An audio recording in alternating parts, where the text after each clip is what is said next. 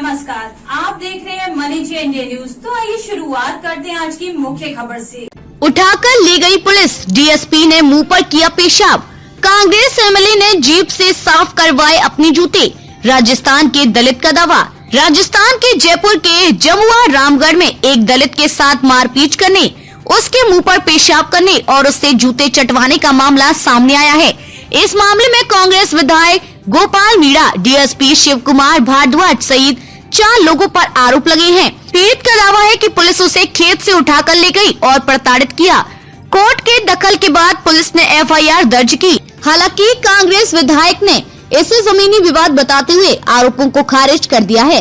Report के मुताबिक विधायक के आरोपित होने के कारण मामले की जांच सीबीसीआईडी को दी गई है। आरोप है कि बिना नजराना दिए खेत में जाने पर दलित को प्रताड़ित किया गया।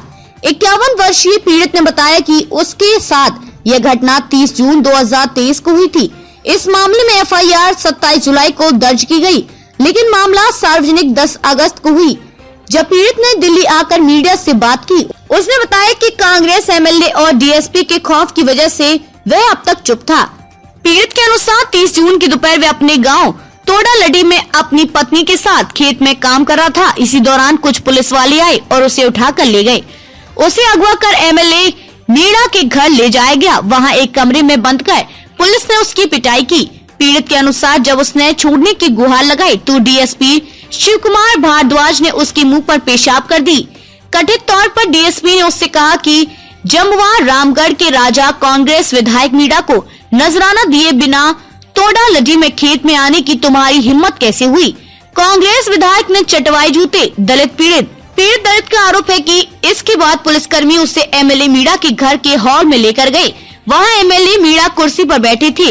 उन्होंने पीड़ित से अपने जूते चाटने को कहा। कथित तौर पर एमएलए मीणा ने कहा, जब तक मेरे जूते जीप से साफ नहीं करेगा जब तक जाने नहीं दूंगा। पीड़ित के अनुसार जूते चाटने के बाद ही उसे छोड़ा गया।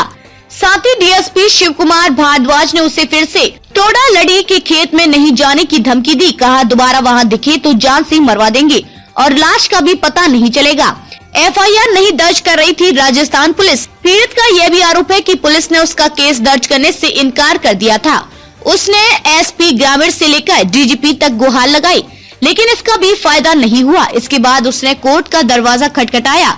फिर जमुआ रामगढ़ थाने में 27 जुलाई को एफआईआर दर्ज की गई। कांग्रेस विधायक बोले, आरोप बेबुनियाद। एमएलए मीणा ने खुद पर लगे आरोपों को पूरी तरह से खारिज कर दिया है। उन्होंने कहा कि इस मामले से उनका कोई लेना देना नहीं है। उन पर लगाए गए आरोप बेबुनियाद हैं।